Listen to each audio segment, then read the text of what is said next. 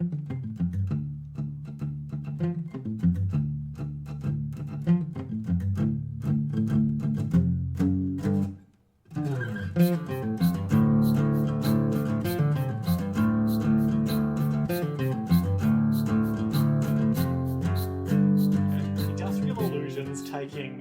you shut that door? Industrial Illusions taking the Maximilian Pegasus. Cultural property of ancient Egyptians and turning it into a fortune from merchandisable playing cards is a prime example of capitalism subsuming culture and just turning it into commodity. Yeah, but I mean, like, to be fair, that's also, patent law, copyright law, all of that stuff. Yeah, but those are a reflection those ancient monsters and spells and traps are the collective heritage of the fictional Egyptian people. The fictional Egyptian people? Because we don't really have them. We don't really have dual monsters. The hell are you talking about? We have Yu-Gi-Oh! We have dual monsters. Dual monsters, as they say. Dual! How you do? I get a lot of shit for whenever I pronounce Dune. June. Yeah. A lot of people are just like, why do you say Dune?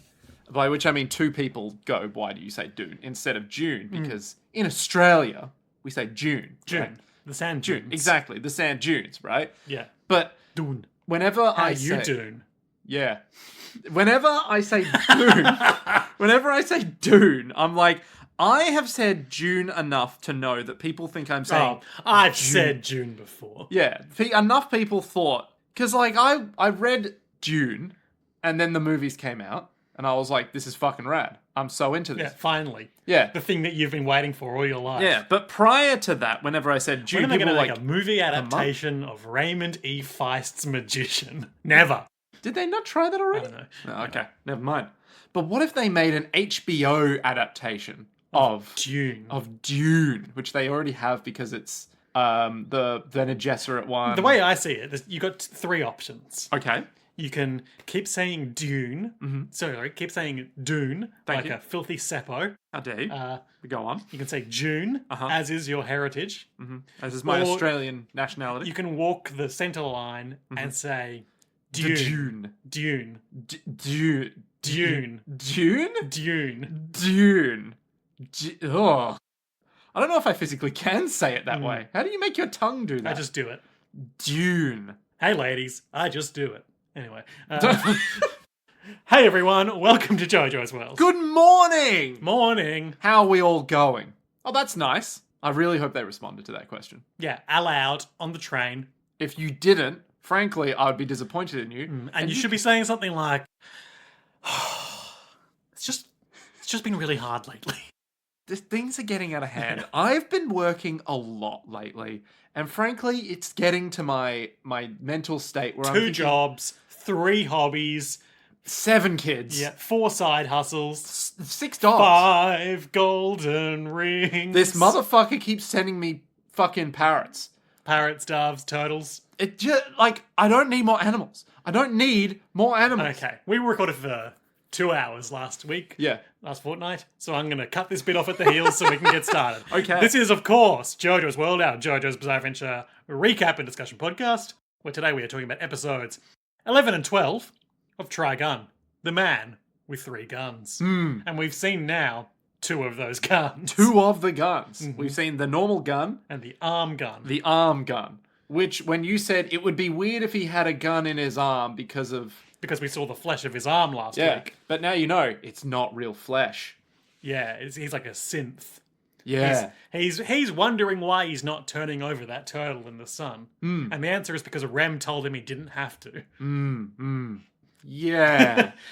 Interesting. So Trigun's episodes 12 and 13 are called, Lord of Pain or some shit? 11 and 12. Escape from Pain is episode 11. Escape from Pain and Diablo. And in these 2 episodes, the first one is sort of a more self-contained, I would say Millie episode, in which Sheikah becomes fixated on these 2 young lovers who are escaping from, the man who, the boy of the couple's father's slave caravan or merchant caravan that also does slavery. Yep. And they're trying to escape across these like steam geyser wastes while being pursued by slow-motion cowboy men. And Vash has a mysterious and aloof role in this, and then he domes them with rubber bullets at the end so they can fake their deaths. And then they get away. Yeah, but we get a lot of Millie backstory and characterization, and she's kind of our point of view protagonist along with Wolfwood in this one. Yeah. And then the second one, I guess like the A plot of the show kicks in at last. Yup.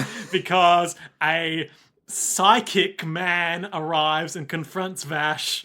Okay, all right. Well, they have a telepathic conversation, a non-verbal conversation. Yeah. And he's like, hey, I'm Legato Bluth, and I'm going to kill you with a guy who's going to show up later. Yeah. And Vash is like, I'm very concerned about this. And then this like, do you ever play City of Villains? No, but you've told me extensively about this guy who looks like the Arachnos soldiers from City of Villains rolls into town, blows up the whole town, puts Vash's pacifism to the test, and Meryl and Millie are like, is that Vash? But he's so different now. And then we end the episode on a cliffhanger of, is Vash gonna dome this guy in the brain or not? Yeah. He has a, shall we say, moral crisis, an ethical dilemma before him of, dude kills everyone in town, is it right to kill the killer? Is he going to be Batman? Or is he going to be everyone that criticizes that one thing that Batman doesn't do, where, oh yeah, I can see how this City of Villains guy looks like him. Yeah, okay, I can see that. It doesn't look quite the same. I mean, it's a low poly game. Yeah. But aren't we all? Wait, where are the abs on this guy? Oh, I want to find one of the versions that have the huge crab spider arms coming out of their back. Yeah, now see, that's very different. That's like a Doc Ock motherfucker. Yeah. Yeah. This guy's just got big abs. But look, you can't really see it on the low poly screenshots of the low poly video game. But they have like those same sort of like spider teeth style visors across their faces. Oh, I see. Because this guy basically has that bit of the visor cut away, so it has two long gnashing teeth. Exactly. Liam. The cat was in the first shot of the first episode, playing chess with Nicholas Wolfwood. And in the second episode, oh god, where was it? It was early on. I've forgotten. Memory has betrayed It has. Hang on, I'm just scrolling past the manga anime differences list. Significant. Yeah. Gotta say, fucking love the Trigun Wiki, but holy shit, they note every difference between the manga and the anime. No matter how inconsequential. Yeah. The gun was slightly larger. Some of them are literally like, in this frame, you'll notice that the frame is actually in the frame, which is an error. And I was like, how many frames was on screen for? And it's like, just that one frame. I'm like, okay, all right. Boom mic in shot. Yeah. The cat, Kuroneko-san. Was it in the shopkeepers? Nope. The shoe shop? Nope. It was, in fact, playing with the children. And they were playing basketball or whatever the fuck they were playing. Dodgeball? I don't know. They were playing sports. Yeah, it was lying next to Millie and Meryl when they were like, it's a beautiful day today. Right. In that first bit, and then it got up and played with the kids. Sure. And it was like, meow. Nick, I have two things to share. Go on. Which I want to get through relatively quickly because we have been going long recently. Sure. What a shame. I looked up Trigun on the academic journal database JSTOR. Oh, why did you do this? There wasn't much there. Okay, great. All I had to share, which I don't have a membership, so I didn't access it, but it was referenced in an academic book about music videos in the chapter devoted to AMVs. Okay.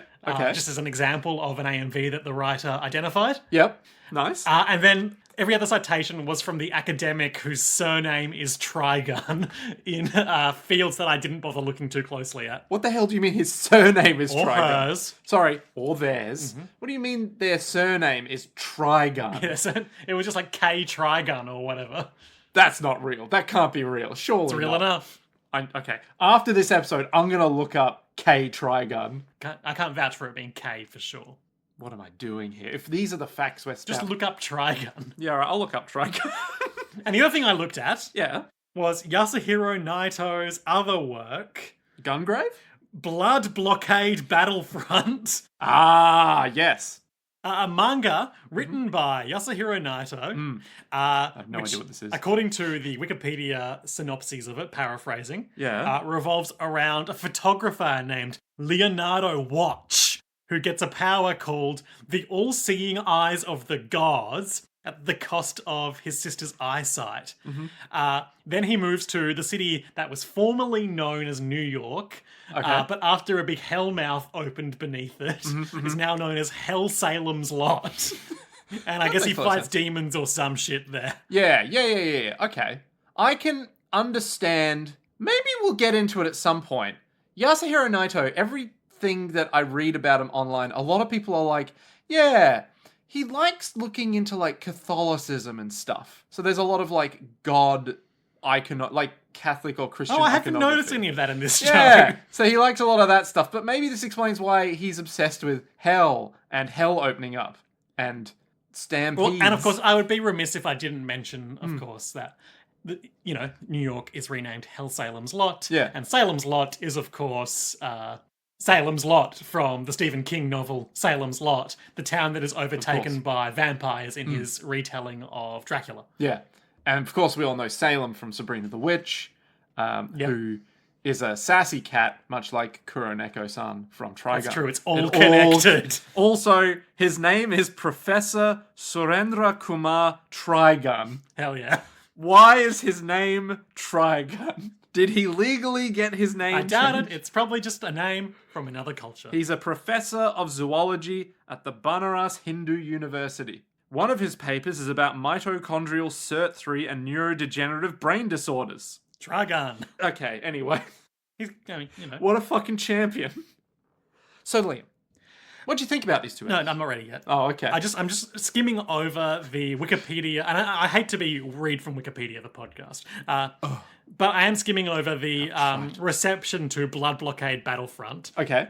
And I'm seeing that it's being cited by various sources as jaw-dropping animation in the anime adaptation, soul-warming music, both ridiculously cool and ridiculously weird. But importantly, Rachel Verrett, a writer from the Mary Sue, gave the series a perfect score, pointing out its energy and joviality seen through the cast and ending sequences, which reminded her of Bakano. Another JoJo's World. It all comes together. A piece of the JoJo's World oeuvre.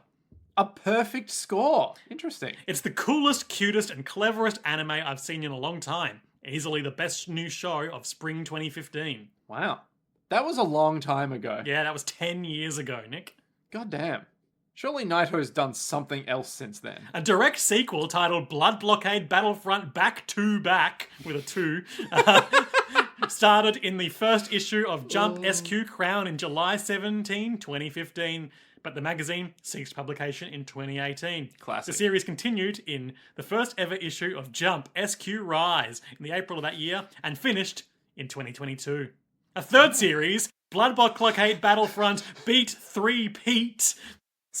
What? Is it meant to be like three-peat? Like repeat? I guess so, yeah, but it's like 3 space P-E-A-T. Started in 2022. First, as of February 4, 2025, 3 volumes have been released of Blood Blockade Battlefront 3 Beat 3 Pete. Ridiculous. Just ridiculous. Okay. Alright. We're going to look into Blood Blockade Battlefront we really next do. time. But until then... To be continued. Trigun. Trigun. Escape from Pain, episode 11. Mm-hmm. What did you think of these episodes, Nick? I think... So episode 11, I think, is fine. It's fine. But because of the way that we already know, how media works, from our extensive... Our knowledge of dramatic irony. Exactly. And the view of knowing that rubber bullets exist. Yeah, because we've all played Yakuza We've all played Yakuza before. We know that Tiger Saejima went into that ramen shop with 6 pistols, each loaded with 6 rubber bullets. But although he didn't know that. And also he thought killed like 18 men. Yeah. But in fact... He just shot them with rubber bullets and they just looked and acted exactly like they were killed. And one of the guys he thought he killed, a villain in fact, got up after he left and shot everyone in the head for realsies. Oh my god. That's what happens in this episode. Yeah, well, there's no ramen in this episode, but I cut you off. What do you think? It's fine. I think it's because you kind of know what's coming. It loses some of the, oh shit, he found an alternative. But it's like... I agree, but I think we know from what we've seen of Vash so far, that it's never in doubt. We don't think he's just shot these people to the death. Yeah. I thought potentially they could have pulled some dumb bullshit like because part of the reason that the run of the caravan doesn't want his son to leave is because I guess he's got this tattoo on his arm. That acts as a pass for them getting into this city to do their lucrative slave trading. Yep. I was like, is he going to shoot this guy's arm off and then bring the arm back to the... But then... Yes, I knew there would be some trickery afoot, but I didn't think it would just be straight up rubber bullets. Anyway, I thought we spend... I think more than any other episode, we spend this episode outside of Vash's perspective. Yep. So I feel like that is a good lead-in to the questions that Millie and Meryl are grappling with in the subsequent episode. Yes. It gives us just that moment of distance between us and Vash. And also it's interesting because this episode's story is original to the anime. You never would have guessed. Yeah, I believe that. Yeah. However... But I don't hate it. Yeah. However, Diablo... That shit is not original. That's to core the anime. manga bullshit. That's core manga bullshit. There are a lot of differences, but it's more to do with the order of events. Do we know, and I assume you don't, so can you find out, to what degree Yasuhiro Naito was involved in plotting the non-manga episodes? There's an author's note thing in one of the volumes that's like, he's working with them pretty extensively to go, yes, here's what, I've got in mind for this. But a lot of what happened is just the anime guys being like, right, we're going to tell this story because Trigun isn't finished yet. Yeah.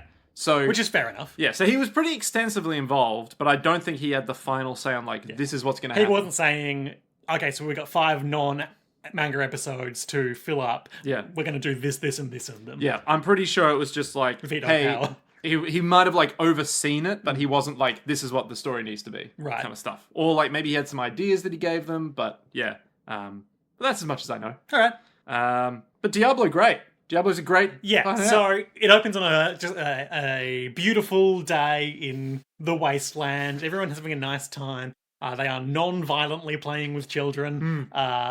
Wolfwood has left at the conclusion of the last episode for now. On his motorbike.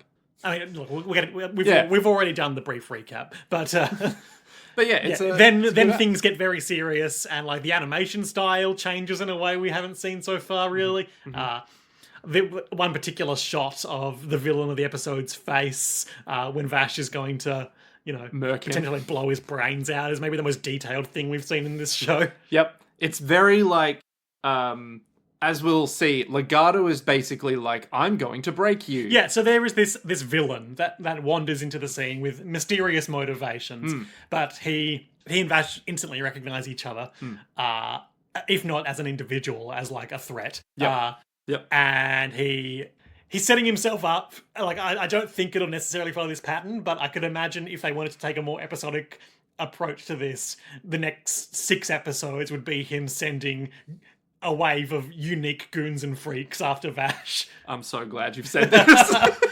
Because you've seen some of the designs of everyone else that's been in this show. I've seen the show, yes. Boy, oh boy, have we got some freaks for you. Okay. So, yeah.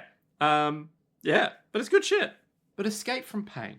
Escape from pain. The 11th episode of the 1998 anime Trigun opens. Yeah, we do open. We open on a caravan. Nicholas D. Wolfwood is in the caravan's ad hoc bar tent. With a dancing girl in it. Yeah, I immediately observed, hey, that girl looks like she's dancing really shittily. And it kind of turns out that's a plot point, but also not really. She's just bad at it. Yeah. Nicholas D. Wolfwood even is she needs dancing lessons real bad. Okay, yeah, she's bad at dancing. He's playing chess and losing to the caravan owner, or whatever. Who owns the cat. That's right. But we find out he's gambled his fare for the caravan. Yeah. So if he loses, he's out on his ass again. Yep. And he's desperately trying to think, what do I do? How do I escape But he's also this? got ADHD, so he's getting distracted. Oh, that girl's bad at dancing. Hey, Millie's over there. Blah, blah, blah. Oh, I can get my head back in the game. Yeah. Millie's trying to order some pudding. Yeah. From the bar. And this is pudding in the American conception of it, / I guess also the Japanese. Yeah, where it's but not in the English or Australian conception. Yeah, of it. so it's like a big custody. It's like a yogo. Yeah, it's like a yogo with some sauce on the top. Yeah. That's it's like a flan. Yeah. Yeah. It's that. Yeah. And she wants that. She wants a dirt dessert She wants to get some of that Yogo Go-Go, as we said at school, because that was the Yogo that had stuff in it. Oh, sure. Yeah. I was always partial to the one that was custard on top, chocolate on bottom. Or a dirt dessert. The only yogurt made with real dirt. I just skipped the yogurt. I went straight to the dirt. That had all the nutrition I needed. And I was like, well, then that's going to subsist. And here's the thing. Yeah. There's an even more efficient means of getting those nutrients out of the dirt. It's called agriculture. The hell are you talking about? Well, let me tell you, Nick. You don't need to live as a hunter-gatherer anymore. Oh. With the miracle of crop rotation and animal husbandry, you can also marry a cow. What do I call the cow? Whatever you damn well want. I'm going to name him Yogo. So, Nick. Yes. Long story short, Millie comes over and in her classic ditzy genius way...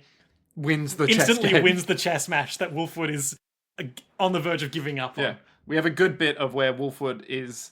Or Millie is distracting the She's just caravan. coming over and babbling as she does. And the caravan, lead guy is like, oh, hey, Missy, how you going? And Wolfwood tries to move one of the chess pieces by cheating, and the cat is all like, stop it. And he's all like, whoopsie daisy. Hey, what are you doing with your hand next to my knight there, Buster? Oh, I didn't even, had the finger slipped.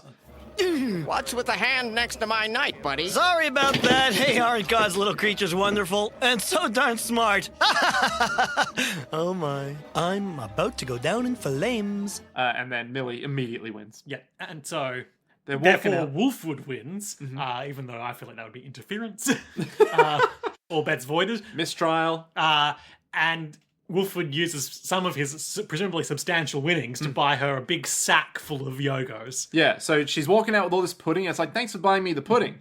And as they're walking away, a strange occurrence is happening. The dancing girl from before is being pursued by thugs and goons. But why is that happening? And so I was like, she was only pretending to be a dancing girl because she's involved in some bullshit. Yeah. But it turns out, no, she is just a dancing girl and she is just bad at it. Yeah. So and she's dressed up like one of those saloon, like... running away. Cabaret dancers with like the... Oh, with the short skirt and the corset and peacock dress. Yeah. But she's got like a jacket on she's now. got an outdoor cloak over it. Yeah. Not unlike Millie's own outdoor gear. But far less saintly, I would say. Because Millie has a weird saint Millie's vibe. got a sort of Mother Mary situation going on. Because she gets huge and pregnant in a mere moment just now. So... the dancing girl's like, hey... Hide me. And they're like, all right. And they do.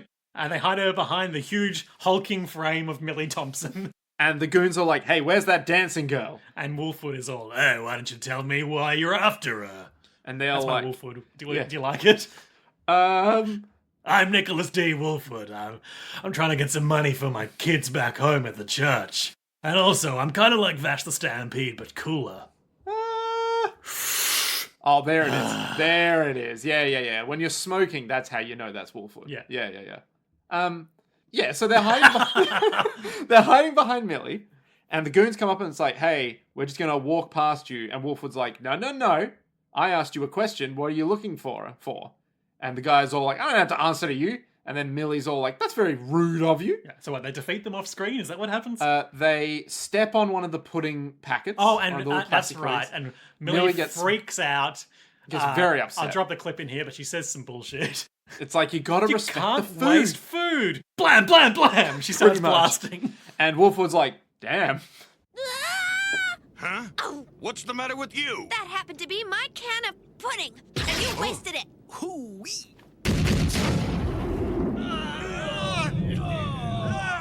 You should never get between people and their pudding. But you are the one who dropped them, you know. Impressive. And so we have a comedy cut, and they are walking through town arm in arm, and they've taken advantage of Millie's huge size to hide the dancing girl. Yeah. Because there's more goons coming. Yeah. They heard the gunshots. Yeah. They've pretended that Millie is incredibly prengo, and tucked the dancing girl, we'll call her Moore because that's her name. Moore. Up against her belly, and they're moving through town. And they're just like, And there's a lot isn't of, it a lovely day, you dear? must have sextuplets, lady. Oh, isn't it a wonderful day to be out, darling? She plucks Nicholas's cigarette from his lip, being like, secondhand smoke is bad for the baby, bub. And he's all like, yes, dear, I suppose it is, isn't it? What have I gotten myself into? This reality sucks. Meanwhile, Vash is sitting somewhere. Yeah, so we are alienated from Vash's perspective in this episode in a way we haven't really been to date. Yeah. He spends the whole episode pretty much with his glasses on, so we don't have that window into his Soul. interiority. Oh, yeah. And he's basically just sitting in a tent. Meryl is with him, but not with watching, him. you know. She's just, taking up her, I don't want to be near you, but I have to watch you distance. And the evil mayor of the caravan. What is it with this show and evil community leaders? Liam, have you ever met a morally pure government leader? Like a politician that you My would say... job precludes me from answering that. Let me put it this way. Years ago, would you have ever called any politician morally just? So this guy, he comes over, Yeah. he's in a white suit, and he's got gem-studded rings on every finger, and he's like, I've got a proposition for you, Vash the Stampede. And he's all like, what do you need? In a very cool way. But something's up. He's acting real like... He's too cool than what he is normally, right? His normal goofy self doesn't seem to be here. Vash is in tall mode all episode, as I said to you. When you say tall mode... Where he's not being reduced in stature for comedic purposes. Yeah, like in next episode, he's reduced to the size of the children to balance the basketball on his tongue. But here, that's not happening. He is like normal He's size an imposing, ambiguous figure. Yeah. And he's like... "Ugh. So you want me to recover your caravan pass, huh? And they're like, no, I want you to recover my son. And we cut to Wolfwood and Millie and Moore have met up with, what's his name, Julius? Yep. Moore's boyfriend, the son of the caravan owner, or adopted son of the caravan owner. The mayor of the caravan. Oh my god. And he's all like, I'm his son and his past. He's Tattoo got this, arm. sigil tattooed on his arm, which... It How to kind of describe? It looks like the tattoos on the Thomases. It's it's got sort of like a tribal motif to it, I'd say, but not. I wouldn't associate that with any particular culture inherently, but like I don't know, like maybe like a Mayan iconography. Maybe it's like your generic. It's a generic video game, ancient culture looking symbology, reminiscent of, say, the unknown from Pokemon, that each were a different letter. Yeah, that's a good analogy. They see the cave markings, and it's like, oh yeah, this unknown looks like an O, but it looks like an O where it's like very simple and very like... So this tattoo allows the caravan to trade with Fondrique City, a particularly wealthy settlement that has multiple operative production plants and is just doing really well for itself. Yeah, but only because of the caravan. That's right. And it turns out they've also been selling slaves there, so Julius is like, we're leaving. I don't want my girlfriend to be sold into slave labor. And I don't want to be responsible for selling slaves. Exactly. I don't want to be associated with that shit. Yeah. And Wolfwood is like, that's an interesting perspective to take, kid. Yeah. So look, I don't think we need to go through the beat by beat on this, but basically they want to leave because they want to be involved with that, but as a result, the caravan will also wither and die because they can't do trade with Fondrique anymore, and because Fondrique isn't getting those resources, it too will also likely be destroyed. So there's one easy solution to this. Nicholas D. Wolfwood has to shoot himself in the head, Legend of the Galactic Hero style. So he basically gives them a test, more or less, where He tests his resolve. The courage of their convictions. Yeah. He basically pulls out a gun from his big cross and is like, well, there's actually one very simple solution here. One death for many lives seems like a good math. Yeah. He points the gun to his head. He's like, could you If you leave? can walk away knowing that I'll shoot myself in the head if you do, could you do it?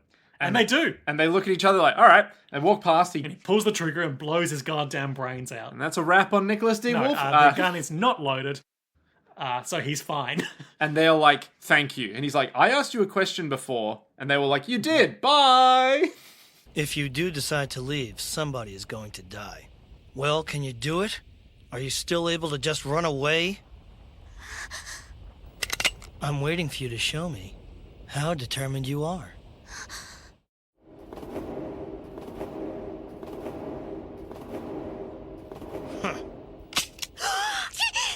I think it's very interesting that Moore has anchor-shaped earrings in a desert planet. We try to wear what we fantasize about, you know? The ocean. Exactly. So they make their way, and Millie is like... Millie pledges herself to their service. Because she's like, oh, we have to help Young them. love. My big sister. Sorry, we get all this Millie lore this episode. That she... there's an exchange earlier on where she's talking about how her older brother taught her to play chess. And she's like, oh, do you have any other siblings? And she says, no, but I've got 10 brothers and sisters. And then drops all the pudding. Yeah. Hence why they're on the ground. But, you know, her older siblings, she's the youngest, taught her to help people in need, blah, blah, blah. Yeah. Millie backstory, Millie motivations. It's all good. Nothing surprising in there, really, but it's all good. Just a saint of all of us, you know? Sure. And she's like, well, I have to help these people in need. And so she runs off and we helps didn't talk about why the caravan has stopped here. It's because the section of desert they're about to go through has these, like, steaming geysers that erupt erratically, and they're waiting for the eruptions to stop. Patch of eruptions to clear so they can go through. So Moore and Julius are going to go through while it's still volatile to lose the caravan goons. Yeah. And Millie chooses to go with them. Wolfwood does not. Wolfwood is like, oh my god, what she's getting herself into.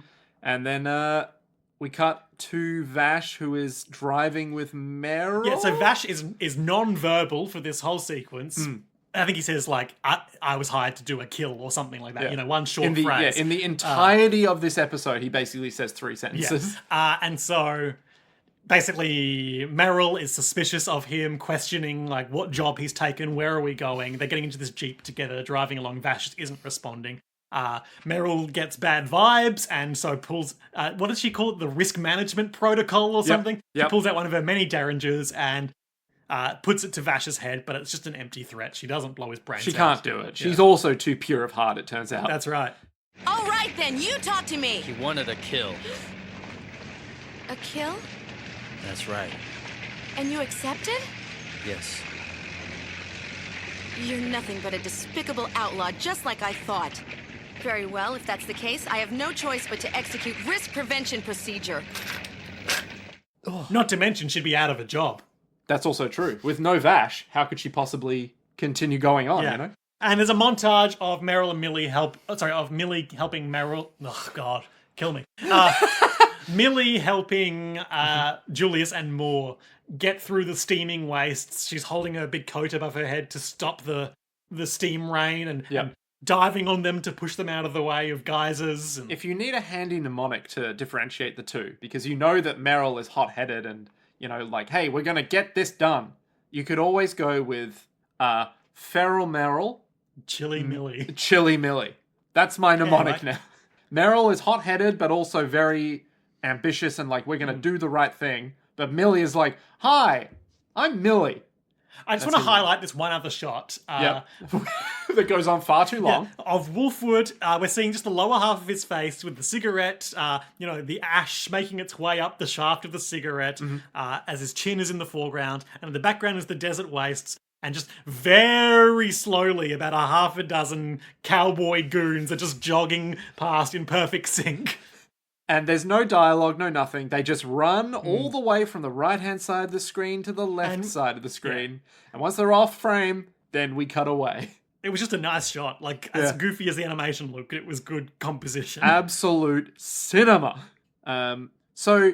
Nick recently got very excited because Crunchyroll, was it? Recommended him Trigun under the subheading Absolute Cinema. And my God, they're not wrong. It is absolute cinema. I'm just saying. Then we get the risk protocol thing. And then we get... Somehow the cowboy goons instantly catch up with the young lovers. Well, Millie and the two lovers have to get their way through We haven't really spoken much about Julius and Moore, but there's not really much to them, honestly. No, they're basically vehicles for the moral conundrum. Yeah. And that's Everyone just picks a stake in their scheme, and they themselves are not treated as that important in the scheme of They it. don't actually have free will. That's the best part of this episode. So the goons catch up, and they're like, hey, look, it's our pass. And they tackle Millie to the ground? tackle Or they everyone. punch Millie to Yeah, the they ground. just punch Millie right in the face. Oh, that's right, because when they were going over the geysers, Millie jumped on them to protect them from the heat. Yeah. And it's like, you don't have to do this. And then Julius has a bit of a mental breakdown. Because he's like, I don't want anyone to suffer because of me. I can't keep that caravan going, but I still love my father. It might be now, it might be a bit later, but there's a bit where she can't wield the weight of her stun gun So that's correctly yeah. because of all of the steam damage she's taken. And so then they run up and punch her, which is how they get Julius and Moore. And they immediately slap Moore to the ground. Put a gun to her head and be like, we're taking you back to the caravan. And then they start being like, Julius, you come or she dies. And then he just repeatedly fires the gun right next to her head into the dirt. Yeah, just as warning shots. Yeah, multiple repeated warning shots. And he's like, all right, fine, I'll come back, whatever. And she's like, what? Because she's got tinnitus now. And then, out of nowhere, who would have seen it coming?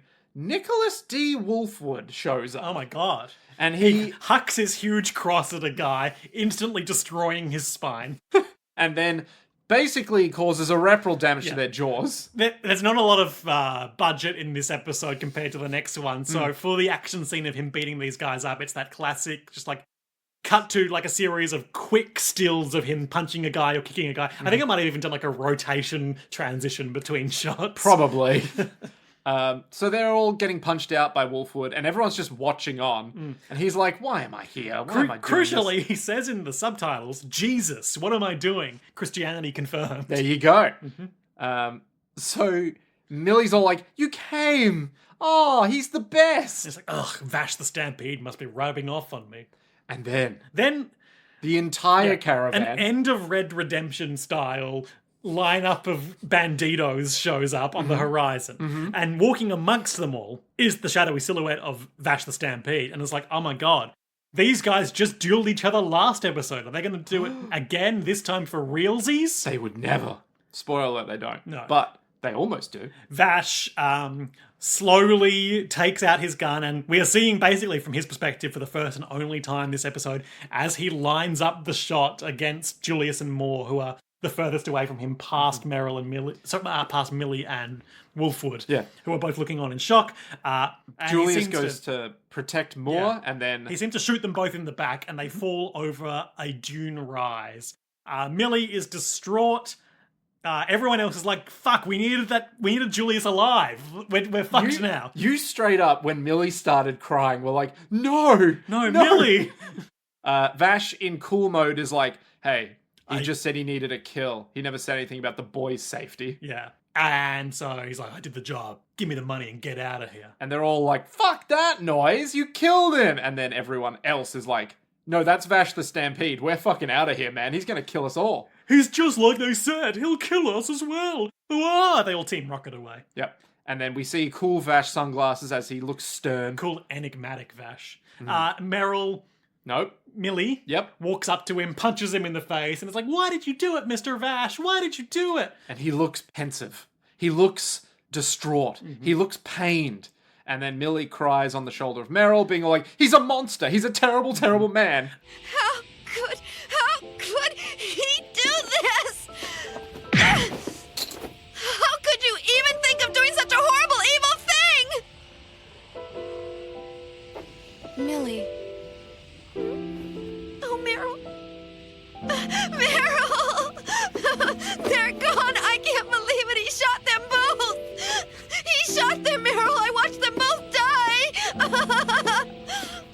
die. Vash bends down to pick up his sunglasses, which were knocked off when Millie punched him, and Wolfwood steps on them, smashing them to smithereens. Quite rude when you think about it, given what's about to happen. This guy's going through sunglasses that he really can't afford. Yeah, well, he can now. And he's holding up the rubber bullets because he ejects them from Vash's dropped gun. And he's like, quite a realistic performance. Shame using rubber bullets. And then he Shoots Vash in the face point blank. with the rubber bullets. And he's like, hey, that's Those things can still hurt you. They'll kill you. Yeah. Vash loses an eye, he gets infected, he dies. Oh, no. So then the dune that was spurting, like the geyser that was spurting up, comes back down. And then over the crest of the dune is the very Jeep Vash was driving earlier. Ah. So we are, I guess, to assume he drove it over the dune, him and Meryl hoofed it back around. And then, everything's fine now. Yeah. So Julius and Moore are there just hiding by the Jeep, and they're like, hey, thanks, mister. I'm really glad you didn't kill us. Turns out the whole thing Was a clever scheme. by the Caravan Mayor Man. Because he's like, hey, note from your dad. He says that he's really sorry. The Caravan Man is his adoptive dad, but there is also reference to his biological dad being involved in the slave trade. Yeah. It's all just a lot of dads. Yeah, the two needlessly complicated. Double I would dad say. problems. So their dad is like, really sorry. You're actually free to go now. I just want the best for you, etc. And Moore is all I've got like, the quote because I don't really know what to make of this. sure. I have a message from your father. He says he's sorry for deceiving you, and that it's no excuse, but he did it all to protect you and the caravan. And one other thing, he says you are now free to go. So, Dad is letting him go. Yep. And the caravan is still doomed. Yep. And they still have been slave trading. Yep. What are we to make of all this? Well, people that don't want to live there can now leave. People can change. People can change, Liam. People can change. But also, if the caravan is doomed, it means no more slave trade. True. And therefore, the good of the caravan And is... also, Frederick City is also doomed. Fondrique? Who cares? Frundique? It's not a month. That's We can all tell know. this is a non-canon episode. Because it's not named after Yeah. a month. Pretty much. And Vash hucks down the huge attache cakes of money that they were going to give him as well, being like, go start your new lives, baby. Weirdly, I think they refuse it. I think. Because they're walking off without it at the end of the episode. That feels like an oversight, maybe. Maybe, yeah. They don't even take the Jeep. Yeah. They were just like, we're going to make our own choices. They are immediately obliterated by a steam geyser. And I'm pretty sure the end of the episode is Wolfwood, or near the end of the app, Wolfwood is like, I can't believe it. I really thought someone would have to die, but he found an alternative. And Millie's the best. You know, where some lip service is paid as well to, you know, this is going to fuel Vash the Stampede's horrible reputation further, because as far as all those people are concerned, he just went out into the desert and shot some kids. Yep. Yep. Millie is giving a heartfelt wave to them as they walk away, and she's like, goodbye. And then they are back on the caravan as it's leaving, and they're like, oh, Wolfwood's gone. And they're like, yeah, he had to leave. Yeah, we had to write him out because some serious shit's about to go down, and Vash needs to be alone and unapproachable for that. Pretty much. So he drives off on his motorbike. When in the manga, is there a point where he leaves, or is he just not around? So I'm pretty sure, if I remember correctly, Wolfwood doesn't show up until after some of the Legato that's stuff. complicated. So, actually, let me look this up.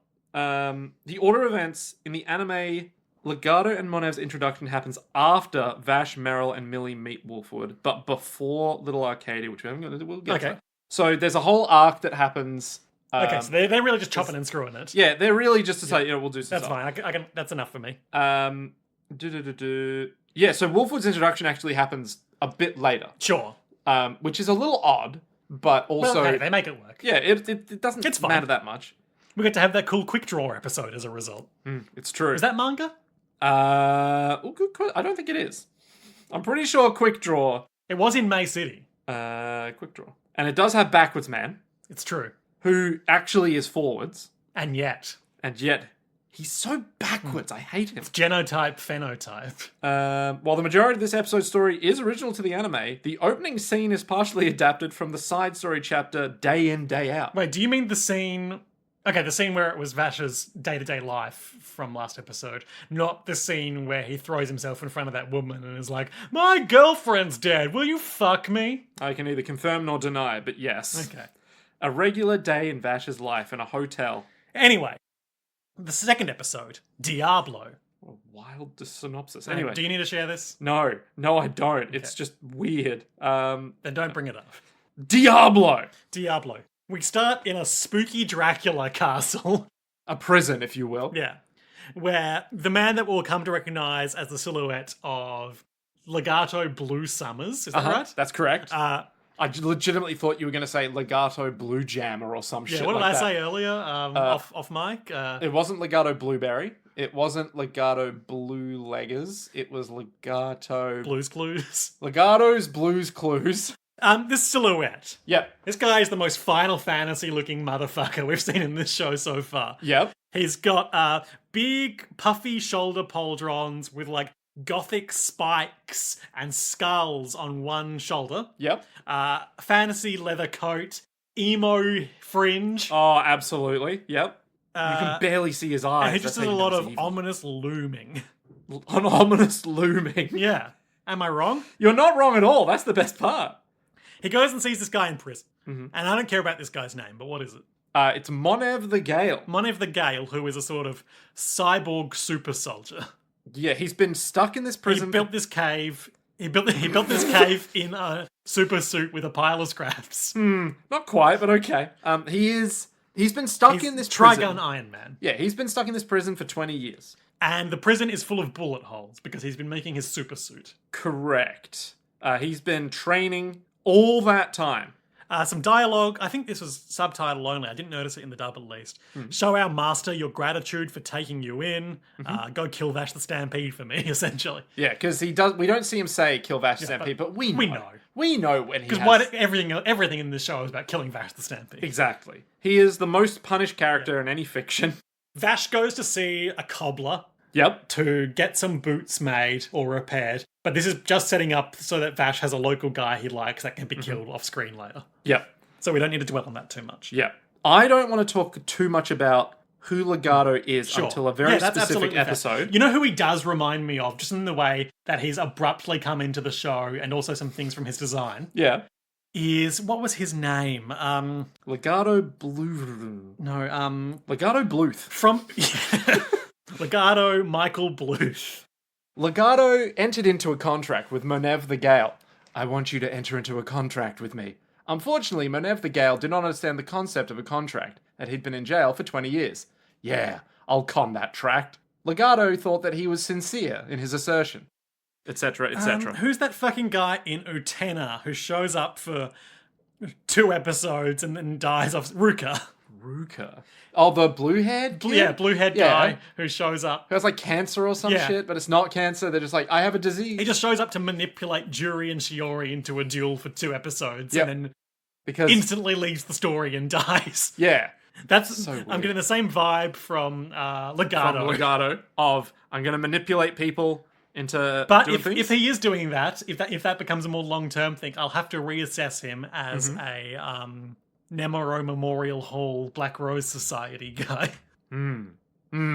Interesting. You remember? Expand on that. Professor Mikakage, was that his name? The guy who was at the bottom of the... Yeah, and he was all like, this is the Black Rose. Yeah. I mean, if he's going to just show up and do, Queen Beryl shit and manipulate people into fighting Vash, it's the classic, what's it called when it's anime for girls? Not seinen. Shoujo. Shoujo. It's classic shoujo villain I'm the framework of Yeah. let's all go down to the ice cream parlor and give Queen Beryl all our energy. Oh no, Queen Beryl has turned the ice cream parlor man into a demon. Yeah, okay. I can see where you would see how this is going that way. Yeah. All right, okay. Let's go into the new town and help Vash escape his past. Oh no, no. Legato has turned the man who runs the town's stables into a into a horse-themed villain. Sorry, a Thomas-themed villain. When we ask you what's going to happen next, this is going to be some theories. So, Legato's hired Monev the Gale. Hired or somehow induced. Yeah, somehow turned him into his little bitch. Look, before we get into it all, I just want to... there is one thing I want to highlight from the going to the shoe repairman. I didn't think we'd talk about the shoe guy this much. He has so many shoes, though. 2 things, actually. One of the shoe guy's only lines of dialogue is, "You like to talk. I hope you like to talk about shoes." Hey, Sonny, you sure like to talk a lot. I hope you like to talk about boots for your sake.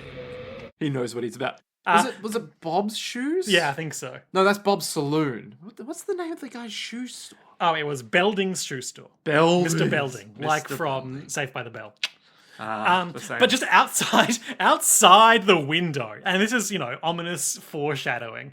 That it's going to be a dark episode, but outside the window, the sky is blood red and with roiling clouds. Like, it's the end of Bloodborne out there, but I need to get some shoes repaired. It'll be fine. Well, that's why he needs the new shoes. But then we cut ahead to the next day. A beautiful day. Oh, look at that. Everyone's playing in the town square. There's an ice cream little stand stall. Meryl and Millie have this funny conversation where they're both just sitting on a bench with bread or whatever, having a little snack. And it's like, oh, obviously I'll clip it here, but it's like, what a beautiful day. Yes, a beautiful day. Such a day that you don't want to do anything. That's right. Almost like we should just skive off work. No, we're not going to do that. Not going to happen. And that's managerial Meryl coming back in. Isn't this the most beautiful day you've ever seen, Meryl? Yes, it's beautiful. It's the kind of day that just makes you want to sit here and forget all about your problems, don't you agree? Yes, definitely. In fact, it makes you want to completely forget about work and take the day off. Not a chance, but nice try. Shucks. And then as we cut from the top of watching them on the bench... I'll just say they both have, like, very 90s anime, like, closed eyes and, like, 3 black lines on their cheeks. Like, they're just super relaxed. Big, happy smiles. Yeah. And if you go Same down expression that way, on both their faces. there's the cat. Just had to point it out. Oh, yeah, sure. But he's flat and happy. Yeah, he looks more like... a salamander. A salamander.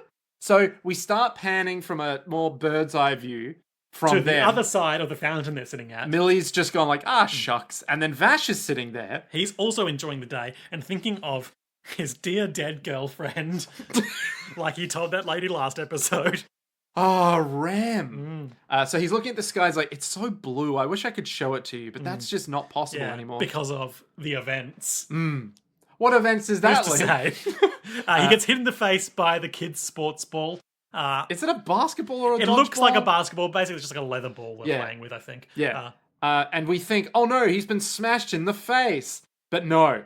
At the last moment. He caught it with the suction power of his lips. Fellas, what those lips do. What does he call it again? The subtitle... And, clipping here, obviously. Yeah. The deadly dodgeball head!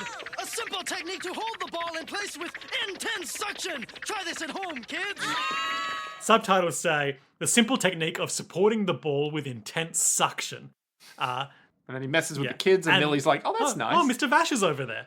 And there's this incredibly strange shot of him with the ball balanced on his tongue, one leg in the air, forming like an arc with the arm above it, while his other arm is directly upward. It looks like, again, like a sort of hieroglyphic figure you'd see on ancient runes. Like, you know how like monsters are drawn on rune walls in Zelda games? Yeah. He looks like one of those. But way curvier. Yeah.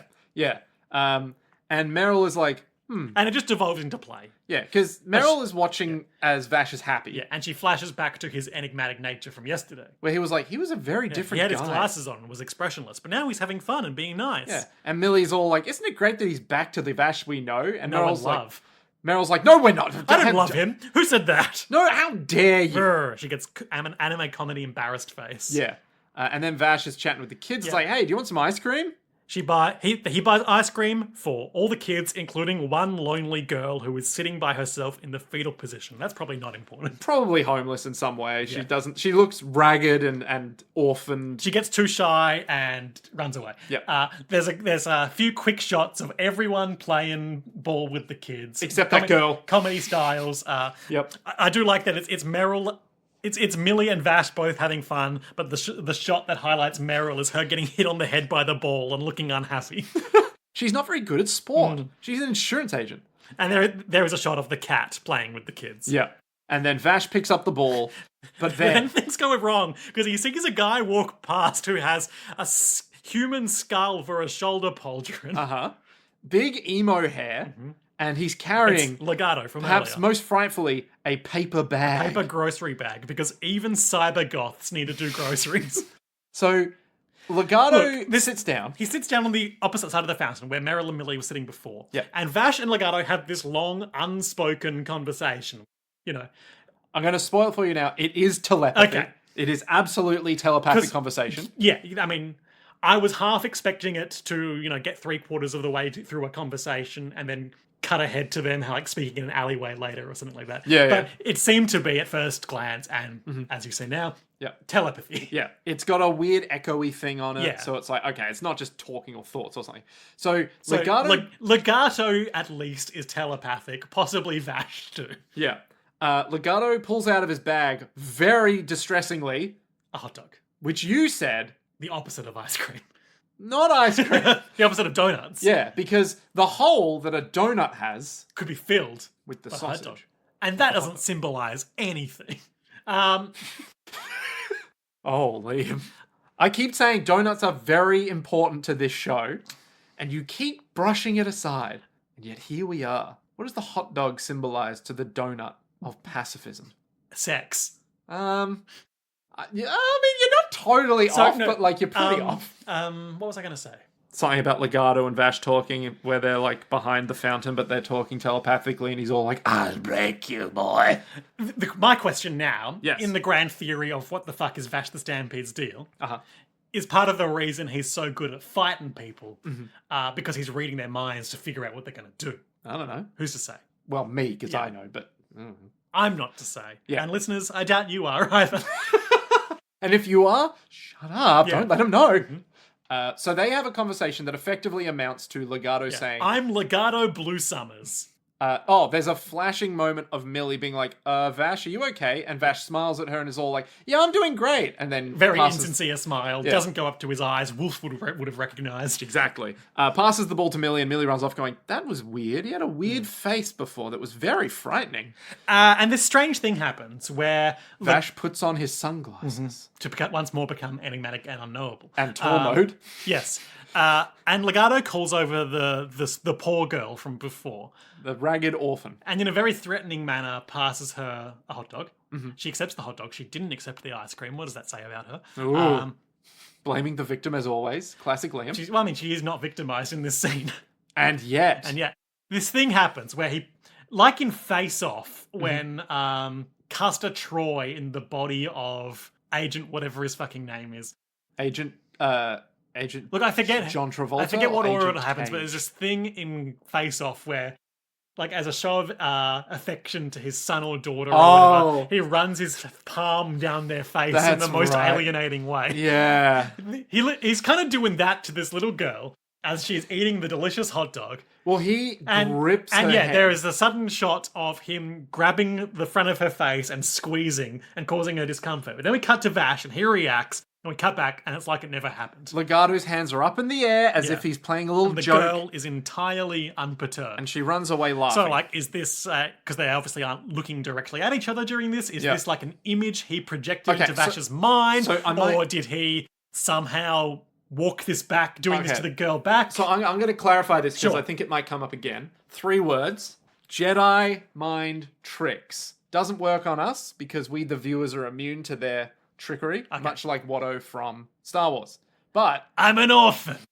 Mind tricks don't work on me, only hot dogs. Exactly. Now you're getting it. So he hurt the girl and then undid the hurt in her mind. No, I think it was more like he played a trick on Vash. Okay, he projected a mental image into Vash's brain. I think so. Because as we'll see later, Legato does some shit. Yeah. But he doesn't do it here, so I'm assuming that he just made Vash think, he's going to murder the girl. And it is potentially an interpretation that he didn't do anything and Vash was projecting his own fears about the safety of this girl. Yeah, could be. Yeah. Could be. It could be based on the vibe he was picking up over their mind link. The medium of visual storytelling shows us what Vash sees, but not what we see, the viewer. That's right. There's There's no such thing as an objective perspective. So basically a strange thing happens, Vash freaks out, but the kid is ultimately fine in this scene. And Legato's like, wow, your reaction was better than expected. And Vash is, for use of a great term, absolutely fucking shook. Yeah, he's terrified. He's like, what the fuck We've never seen him like this before, so we know that it's an important episode. Legato surmises that he could kill every man, woman, and child in this city in like that. Yeah. Basically. And Vash is like, who are you and what do you want? And he's like, don't worry, you still got time. I'll leave the outsiders out of it, unless you want to quick draw right now, Vash the Stampede. But he knows that he can't because he's a pacifist. And there's too many women and children and Meryl around. Yeah. So Legato's basically saying, your life ends today. Mm-hmm. I'm going to break you. And I left you a horrible snack in the grocery bag, which I'm leaving on the bench and leaving right now. Yep. And then the shoemaker's never before seen wife runs up and is like, somebody murdered my husband, the shoemaker. And then Legato's gone, but the bag remains. Oh my god, and what it was like his head or something? Probably. Yeah. What's in the bag? And Vash is immediately arrested off screen. And Meryl and Millie are like, no, you can't arrest Vash. He didn't do it. And this The sheriff guy... The sheriff does not give a fuck. He's sitting in the classic sheriff who doesn't give a fuck position, side onto his desk, elbow resting on desk, head resting on elbow.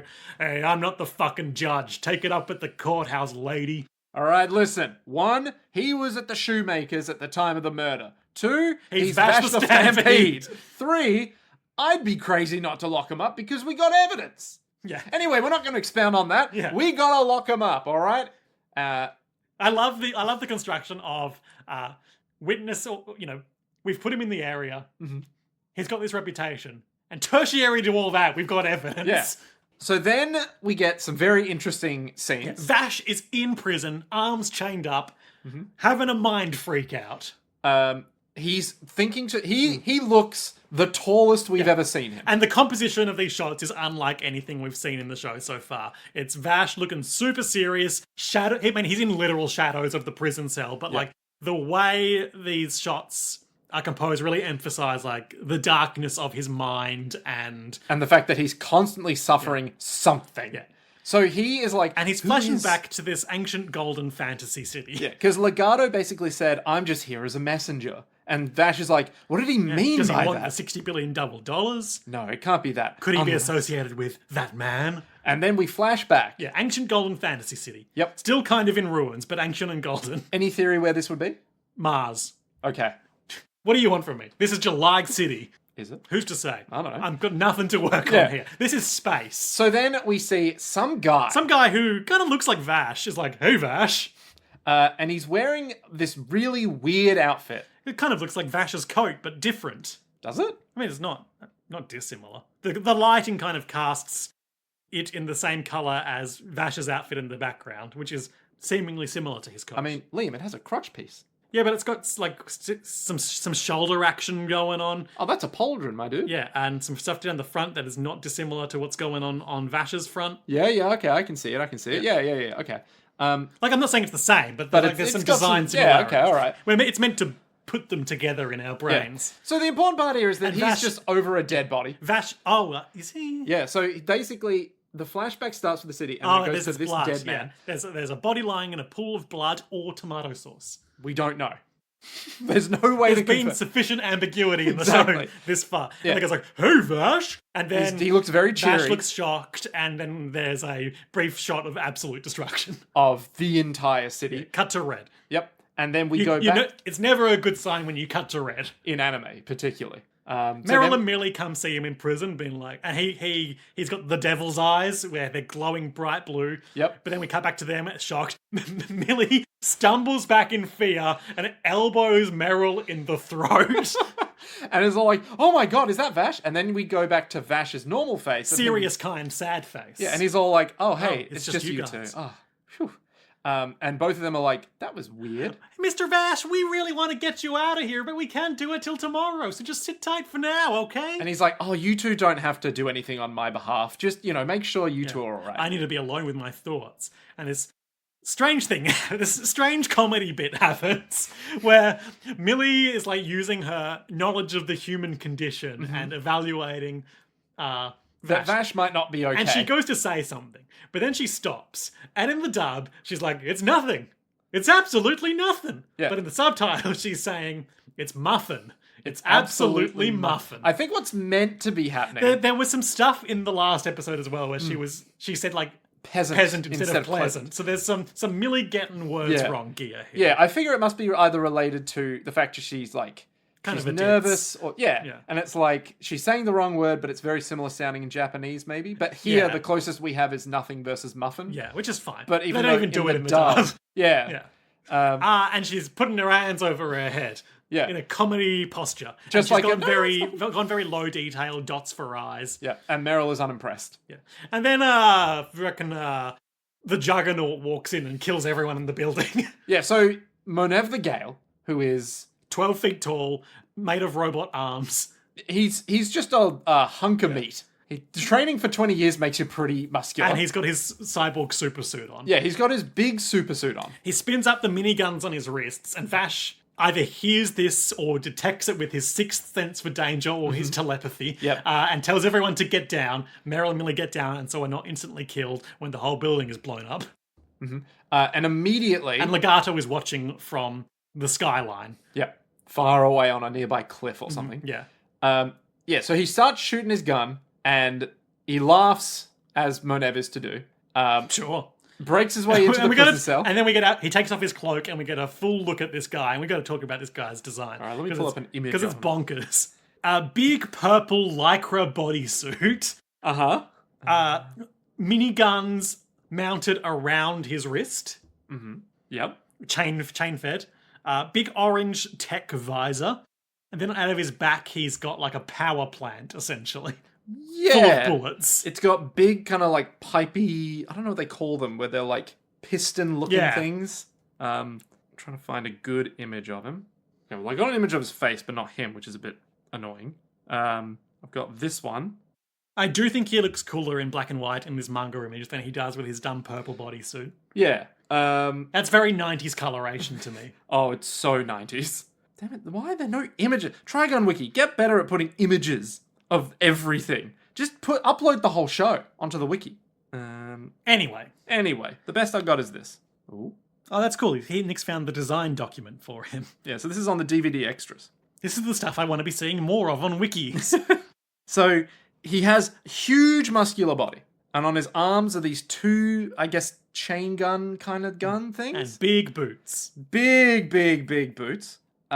He has multiple guns, but we'll get to that. Yeah. He picks up Vash by the head and is like, too easy, I could have killed you right now, and now I will. Meryl goes to shoot him with one of her derringers, but instead she doesn't do anything, and he backhands her. Yep. And... Oh, Meryl, will you ever do anything? It's beautiful. The DVD extras are wonderful. So then he's Just got... a quick plug for the DVD extras. You gotta buy those DVDs. So he basically chokeholds... Please support the official release. He chokeholds Vash against the wall, and he's all like, "Ha, I've got you. Was it really going to be this easy?" And he counts down from 5 that he's going to kill him. Vash. And then Millie's all like, "Fuck off!" Fires her stun guns. Doesn't do anything. But Somehow the chain that Vash is held up by gets broken. Is that from Millie's shots or from him staggering from Millie's shots and his shot going wide? look, one could only assume it's from Millie's shots. One could only assume that because Millie shot, the shrapnel broke the chain and then he was out of there. Okay. But who's to say that it's not some kind It's not Vash's super strength. Well, who knows? I cannot possibly expound on that any further than what we saw was Millie shot him, the chain broke, and now he's out of there.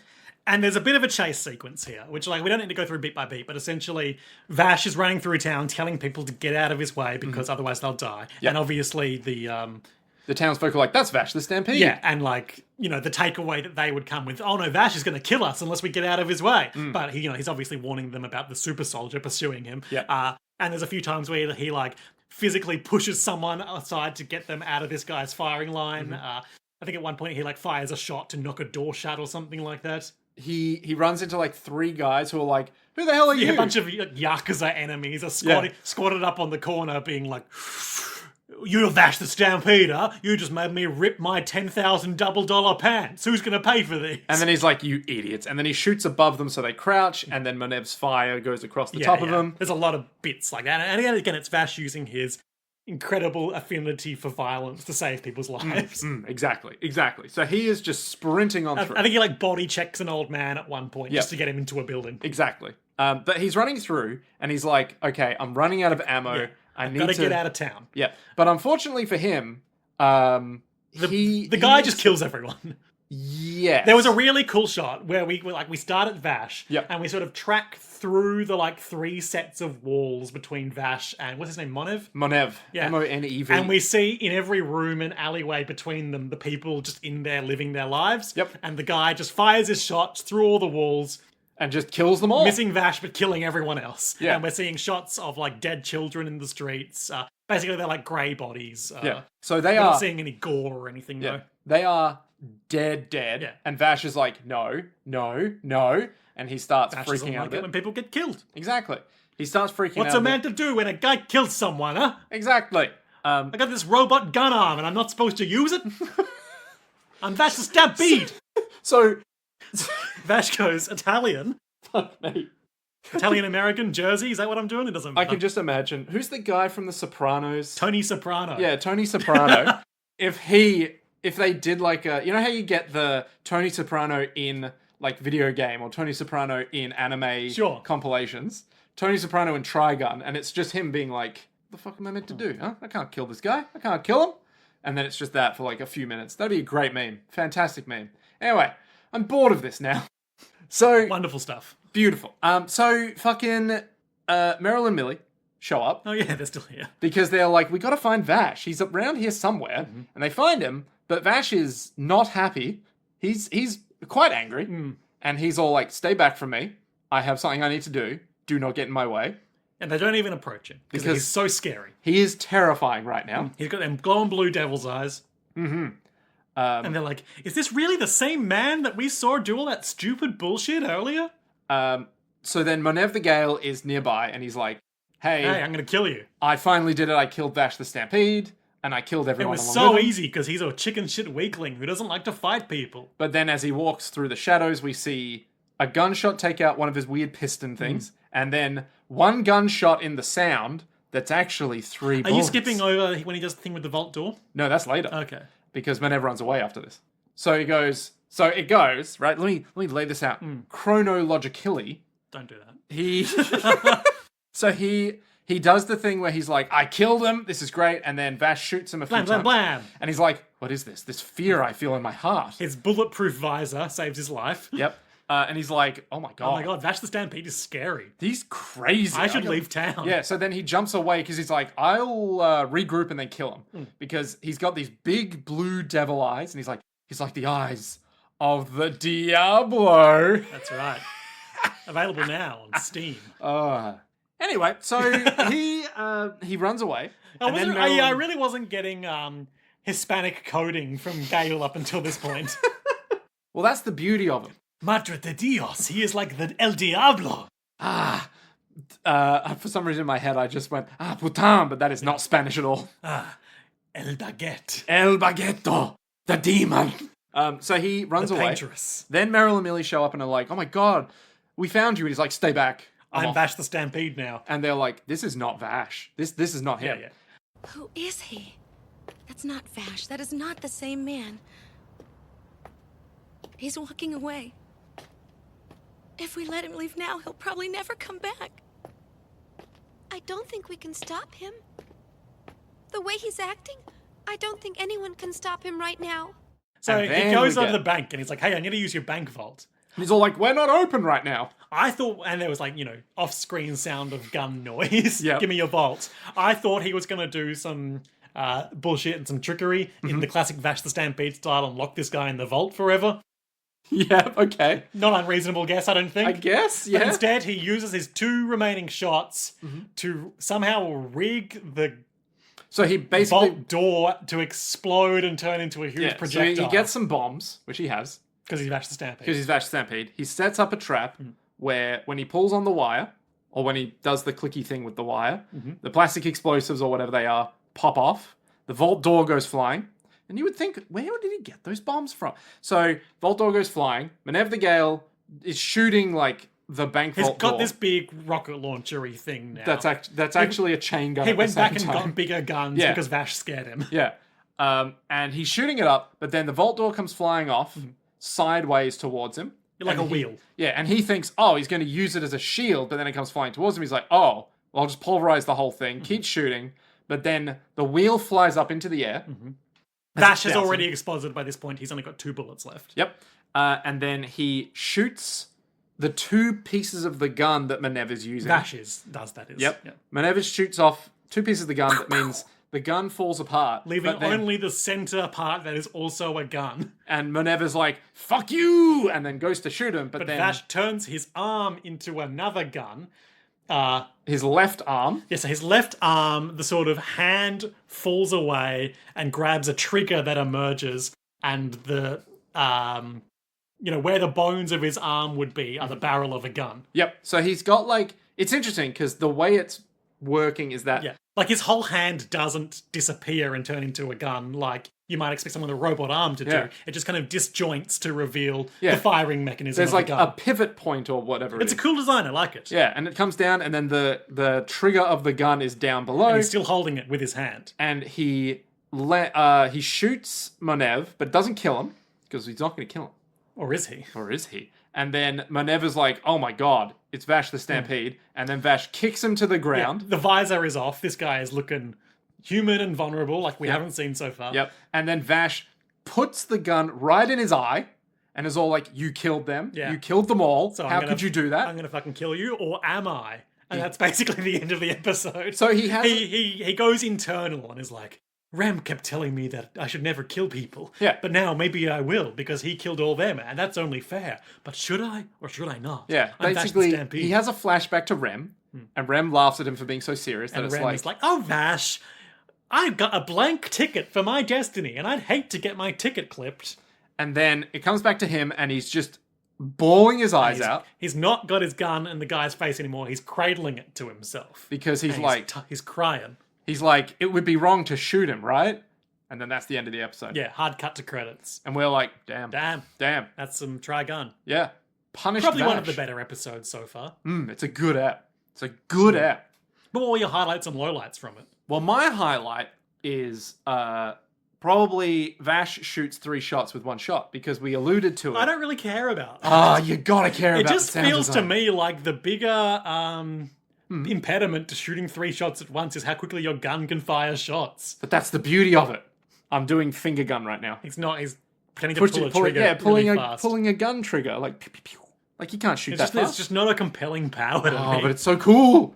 It's just a good callback. I like it a lot. Anyway, My highlight is... Voldor, No. Millie. What about her? Well, I mean, in general, Wolfwood's bike. Let me think. I quite enjoyed the telepathic conversation. Because once that starts up, this guy's already been foreshadowed in the cold open. And it's like, oh, okay, we're doing like some serious arc business here now. Things are changing. We're doing some archeo shit. Some archaeology. Yeah. Lowlights. My lowlight is... It's probably from the first episode. Oh, Let's be honest. 100%. My lowlight is probably just going to be it's kind of like the reveal of he used rubber bullets is like, Oh, well, I yeah, like that. obviously. I love a bit of rubber bullet Yeah, bullshit. but it's a bit like, because we already know, oh, Vash isn't going to kill him, is he? Like, that wouldn't be what would go down here, because, you know, we know that. Or do we? Do we really know him? Yes. My lowlight is that, I don't feel like we were really given adequate reason to care about either Julius or Moore. Yeah, it's very much like a 1 episode, one and done. Well, in theory, you should care. It's like, oh, okay. Like, I understand that Millie cares, Yeah. but I don't. Yeah. But then that means we should care. And anyone who doesn't side with Millie is a monster. Yeah, they should have given her all that pudding. Oh, they really should have. Where did they get it from if the guy running the bar Didn't said have they any didn't pudding. have any? Probably a different place. Yeah, That makes sense. Yeah. They are a trading caravan. exactly. But yeah. So, Now, Liam, yeah. let me ask you 2 questions. Okay. All right. So now we've entered what I can only describe as the Legato Arc. Because Legato's here now. Legato's here now. And he's not going away for at least a little while. Ooh, okay. Yeah, sure. What's going to happen on the episode entitled Vash the Stampede? Oh my god. And then the episode after that entitled Little Arcadia. Well, it sounds like Wolfwood is going to show up in Little Arcadia based on that nugget you gave me earlier. Wait, or did I- afterwards. Did I give you a nugget? You were talking about the different order in which his introduction occurs. Oh, yeah. So in the manga, Wolfwood happens after Little Arcadia. I see. So no Wolfwood, because he doesn't exist yet in the manga. Yep. Fair. Okay, so, the episode entitled Vash the Stampede is obviously about Vash's sense of self and his philosophy has been challenged like never before in this moment. Okay. So he has to undergo, personal internal strife while also fighting this super soldier. Sure. And figure out and conclude, who he is going forward. Okay. I think ultimately he will be tested, but adhere to his philosophy, because otherwise what are we doing here? Yep. But what about... And Meryl and Millie would be like, wow, and that's why they call him the humanoid typhoon. Because of all that crazy, less comedic than usual bullshit he just pulled. Yep. What do you think's going to happen in Little Arcadia? They go to a place called Little Arcadia, Oh, yeah. which is some sort of town. Okay. And, well, it's like I alluded to before. Legato is going to find the local freak and be like, you think you're pretty tough, huh? Do you think you're tough enough to take down Vash the Stampede? I don't think you are. But here, take this black rose that will power you up. He's going to card captor Sakura, Yeah. one of the things to be like, and now it's an evil version. That's right. Okay. And that's what's going to happen for probably the next 3 episodes. Okay. Can I give you a hint on Little Arcadia? Sure. There are exactly 2 shots of Vash in the entire episode. Ah, Vash has gone missing following the events of Vash the Stampede. Okay. We don't know the name of the town they're in right now, do they? Do we? Could that be Little Arcadia? No, it's not Little Okay. Arcadia. No. So it's Meryl and Millie on the trail of Vash again, Okay. but more serious this time because now he's been through trials and tribulations. Yep. And it's less we need to figure out who Vash the Stampede is and we need to save Vash the Stampede from himself. Okay. Meanwhile, Legato Blue Summers is like, I've called you here for one reason. To destroy Vash the Stampede. Here, take these super soldier serums. They'll make you evil and crazy, but they'll get the job done for me. Yeah. Well, I'm glad to tell you, you are not even close.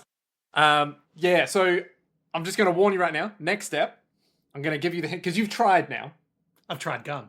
You failed me immensely, but you haven't I'm having failed fun me with it. You're having such a good time. Next step is a clip episode, but it has that's original. disappointing. It has original segments in it. Classic Utena style. Exactly. So, So we we- have to watch So it. we got to watch it. It does have a very good bit where we will see some stuff about Ooh, Vash. stuff. But then Little Arcadia, no, you're so far off. Well, of course, I was coming at it from a From an absolutely unknowable. from a faulty premise that more character development Exactly. happened between now and then. Well, I hate to tell you this, but no. Trigun doesn't continue with where it left off. That's impossible. But it'll be a good time. Yeah, Undoubtedly. I'm keen. Folks, been a while since we've said this. You enjoy the show? Tell a friend. Yeah, or tell an enemy. Yeah, tell them. Tell an enemy who is similar to you and you inspire each other to be better. That you'd like this show. Yeah. Brief thing. Recent Dan to Dan episode introduces a rival guy who sucks. He's got like anti-ghost powers. He's got like Oh, like in Bleach when there's the Soul Reapers and the Quincy's. he's got like the ability to make me, Nick Ballantyne, co-host of JoJo's World, cringe uncontrollably at his actions. I don't watch this show. It's I like got nothing to add. yeah. Just find someone like that who makes you go, oh, fuck off. And tell them to subscribe to JoJo's World. Yeah. Give them not the punishment, but the privilege. I'm Liam S. Smith, and I approve this message. I'm Tell your friends to subscribe to JoJo's World. I'm Nick Ballantyne. I don't approve the message, but I'll roll with it, see what happens. We'll see what goes down. And remember, patreon.com/JoJo's World. That's where the JoJo's World is. Is that where the JoJo's World is? Tell your friends that JoJo's World podcast is actually the most important of the turns out many things named JoJo's World. Though I do assert we were the first, at least that I had access to, because I did check all of our prospective names before we settled on one. And until the point at which we made JoJo's World, there was no way that JoJo's World could have existed in any other form. If JoJo's World didn't exist, we would have to invent it. Well, and, I mean, and we have. did. Yeah, exactly. We created JoJo's World such that we made JoJo's World. We created JoJo's World in order to fulfill the boss's vision. Yeah, JoJo's World walked so that JoJo's World could run. That's right. Yeah. And until the day it runs, To be continued.